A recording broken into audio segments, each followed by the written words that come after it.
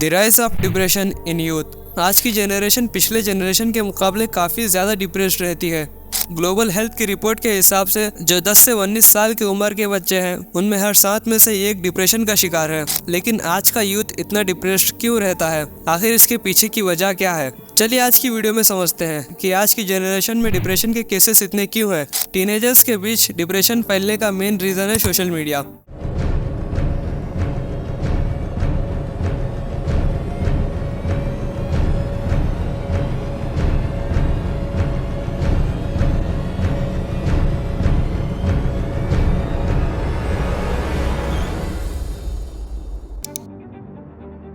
जब 17 से 18 साल का कोई लड़का या लड़की सोशल मीडिया पर अपनी एज के लोगों को महंगी महंगी गाड़ियों में घूमता देखेगा, अपना करियर बनाता हुआ देखेगा, एक रिच और लैविश लाइफस्टाइल जीता हुआ देखेगा और वो अपनी लाइफ में कुछ नहीं कर रहा या अभी वो उतना सेटल नहीं हुआ जितना उसके एज के लोग हो गए, तो उसके मेंटल हेल्थ पर कितना नेगेटिव इम्पैक्ट पड़ता होगा आप सोच ही सकते हो। वो अपनी खुद की लाइफ को उन इन्फ्लुएंसर्स की लाइफ से कंपेयर करने लगेगा, जिससे वो धीरे धीरे डिप्रेस्ड होता चले जाएगा।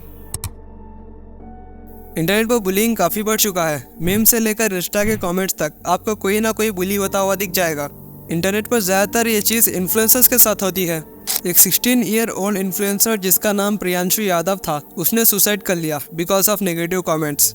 अप्रॉक्सीमेटली 23% बच्चे जो 9 से 19 साल की उम्र के हैं उन्हें अपनी लाइफ में दूसरों से ऑनलाइन नेगेटिव कॉन्टैक्ट फेस करना पड़ा है। 27% साइबर बुलिंग विक्टिम्स ने डिप्रेशन के सिम्टम्स जाहिर करे हैं।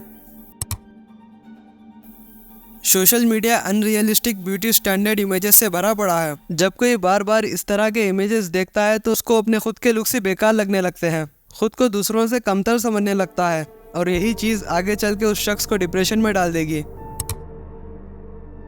जहां एक तरफ सोशल मीडिया प्लेटफॉर्म के बेनिफिट्स बहुत ज़्यादा है, वहीं दूसरी तरफ इसके डिसएडवांटेजेस भी उतने ही है। ज़्यादा टाइम सोशल मीडिया पर बिताने की वजह से इंसान आइसोलेट होकर रह जाता है। धीरे धीरे उसका कनेक्शन सोसाइटी से कटता चले जाता है और इंसान एक ऐसा क्रिएचर है जो ज़्यादा वक्त के लिए आइसोलेट नहीं रह सकता। इससे इंसान के मेंटल हेल्थ पर काफ़ी बुरा इम्पैक्ट पड़ेगा।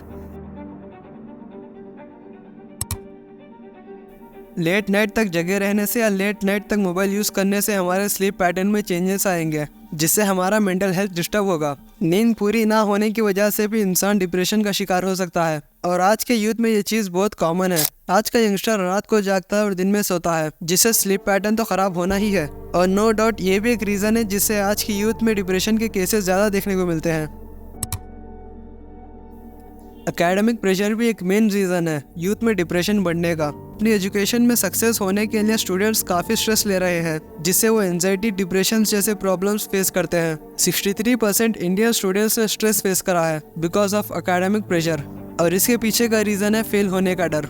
इंडिया में यूथ की पॉपुलेशन बहुत ज़्यादा है, जिससे कंपटीशन भी बढ़ जाता है और इस कंपटीशन में पीछे छूट जाने के डर से स्टूडेंट्स काफ़ी स्ट्रेस में आ जाते हैं और इसी स्ट्रेस की वजह से उन्हें एंजाइटी, डिप्रेशन जैसी प्रॉब्लम्स फेस करनी पड़ती है।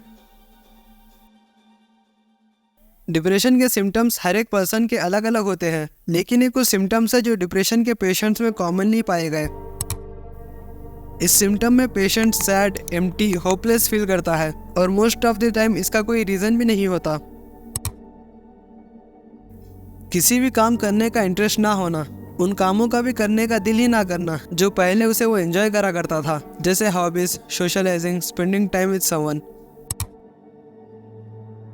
इसमें पेशेंट खुद को दूसरों से कम समझने लगता है और खुद को किसी काम का नहीं समझता। हर एक चीज़ के लिए खुद को ही ब्लेम करते रहता है और पास्ट की कुछ ऐसी चीज़ें याद करते रहता है जिससे वो गिल्टी महसूस करे। फिजिकल सिम्टम्स, इसमें तेज़ी से पेशेंट का या तो वेट लॉस होता है या वेट गेन हो जाता है। दिन में कई बार सर दर्द करने लगता है, डाइजेस्टिव प्रॉब्लम्स होने लगती है या इससे कोई पुराने दर्द जाग जाते हैं जो ट्रीटमेंट से भी क्योर नहीं होते। डिप्रेशन के पेशेंट्स में ये भी एक कॉमन सिम्टम देखा गया है, जिसमें पेशेंट को सुसाइडल थॉट्स आते रहते हैं या वो सुसाइड अटेम्प्ट करने की कोशिश करता है या फिर वो सुसाइड के प्लान्स बनाते रहता है। ये कुछ कॉमन सिम्टम्स है जो डिप्रेशन के मरीजों में देखे गए। अब बात करते हैं इस डिप्रेशन को काउंटर कैसे करें। सबसे पहले तो आपको मेंटल हेल्थ प्रोफेशनल को दिखाना चाहिए, जैसे थेरेपिस्ट, काउंसलर या साइकियाट्रिस्ट। ये आपको प्रॉपर ट्रीटमेंट रिकमेंड करेंगे। ऐसी एक्टिविटीज़ में इन्वॉल्व होना शुरू हो जाए जो आपको बेहतर बनाए। जैसे रेगुलर एक्सरसाइज करो, हमेशा हेल्थी खाना खाओ, रात को जल्दी सो जाओ और सुबह जल्दी उठ जाओ। प्रॉपर स्लीप लेने से आपको बेहतर महसूस होने लगेगा। सुबह के वक्त डीप ब्रीथिंग करो, जिससे आपका माइंड हमेशा फ्रेश रहेगा। सोशल कनेक्शन मेंटेन करो, अपने दोस्तों के साथ, अपनी फैमिली के साथ। रूम में अकेले बैठे रहने से कुछ नहीं बदलने वाला, आप उल्टा और डिप्रेस होते चले जाओगे। डिप्रेशन से रिकवर होने के लिए आपको थोड़ा बहुत टाइम लग सकता है, इसलिए आपको थोड़ा पेशेंट रहना पड़ेगा। रिमेंबर, हर एक के लिए डिप्रेशन का एक्सपीरियंस अलग हो सकता है, इसलिए ये जानना ज़रूरी है कि ट्रीटमेंट और सेल्फ केयर दोनों में से आपके लिए सबसे अच्छा क्या काम करेगा।